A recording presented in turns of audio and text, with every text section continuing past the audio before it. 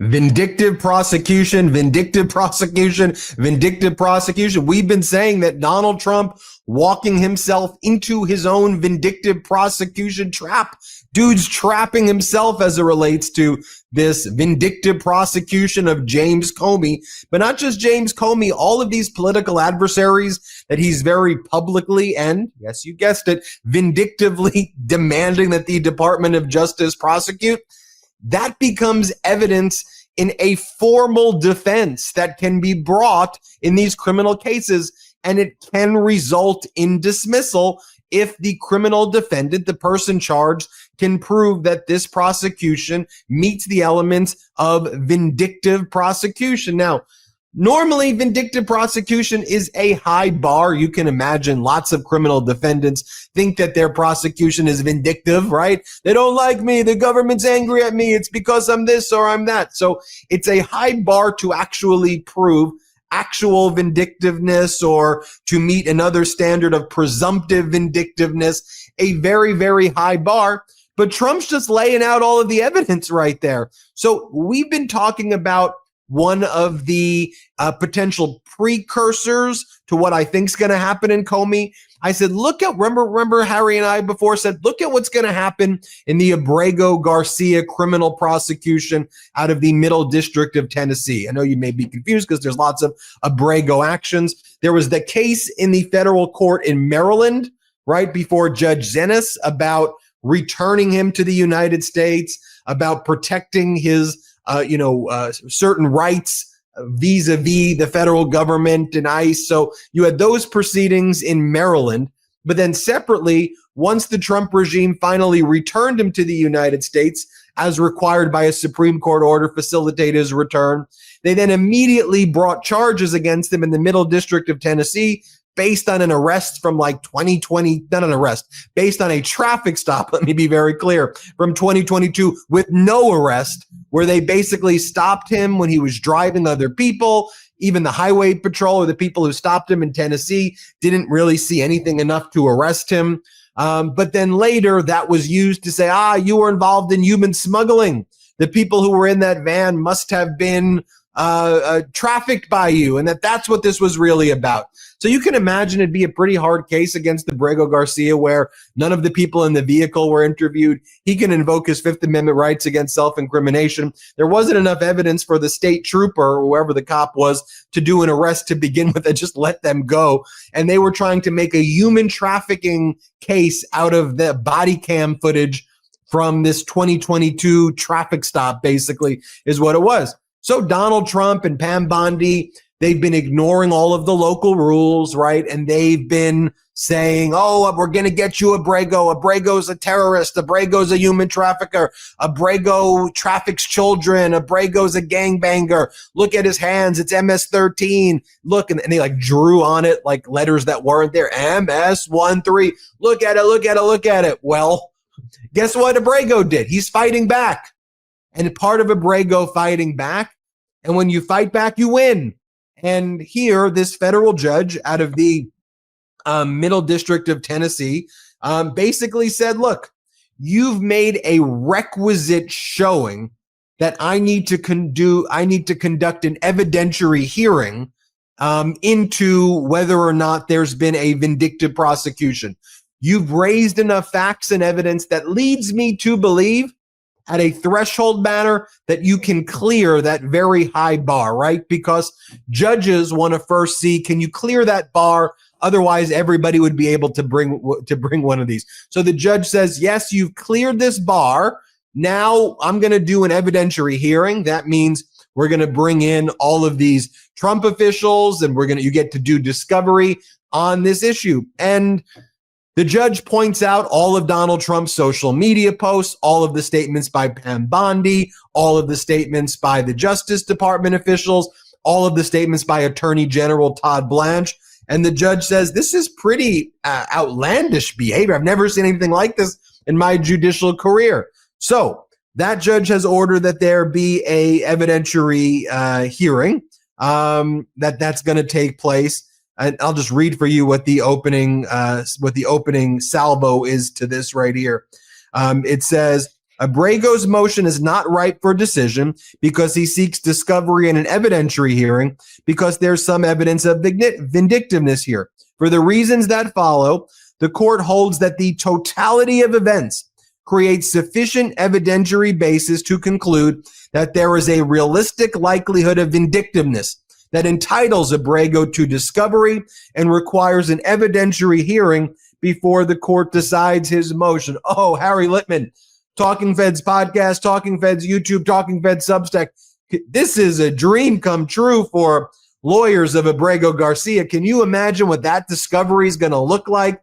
Who's going to be deposed? I mean, Blanche's name is mentioned. Bondi's name is mentioned. And what are they going to say? Emile Beauvais, the now Third Circuit judge, like total. This is like, a Hail Mary pass out of there because has been Abrego from the start.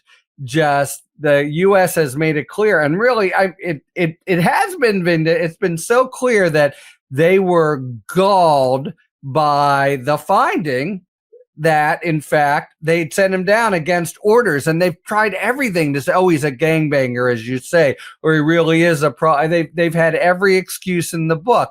And even though it's unbelievably petty, the United States of America against this one guy who they mistakenly, and they admitted they mistakenly sent down, nevertheless, it's been completely evident that the Steve Millers and even Pam Bondis of the world just want to get him, and they hate him, and they've said again and again, we're going to deport him. Oh, and by the way, if you don't play ball with us, we won't deport you to a nice place. We'll deport you, and this is the plan, to Uganda, which is supposedly a hellhole. In other words, a real sort of petty kind of focus on harming him. And what did he do, by the way? He's the guy who got sent down against a court order by the U.S. He did nothing, but it became a political scandal, and they've been really after him. So he has seemed to me and others to be really kind of in a maze that one way or another he's gonna will end in a bad place, because they can always, whatever happens in the criminal trial, and you're 100% right. Okay, you say we have to bring him back, fine, but here's this bogus, puffed up conspiracy complaint that now at every turn it's like they want to make him sorry. But anyway, so it's looked as if they can maybe try him criminally. I think he could maybe get off criminally, but then they just squire him as they can. The controls are very loose in the immigration system. We're taking you to Uganda. Maybe we'll even do it without the any kind of criminal trial. This is a game changer. Selective prosecution is a constitutional violation of the Due Process Clause, and well, it should be. And federal courts who find a violation of the Constitution have broad, equitable powers. So it really seems all of a sudden, Abrego's just been and he's now detained on immigration hold. It actually looks like he may have a route to freedom and being reunited with his family, and his kids, one who has special needs, etc. Now, this is going to be the kind of case that they'll fight very hard going up the ladder, and they'll try to say this shouldn't count for vindictive.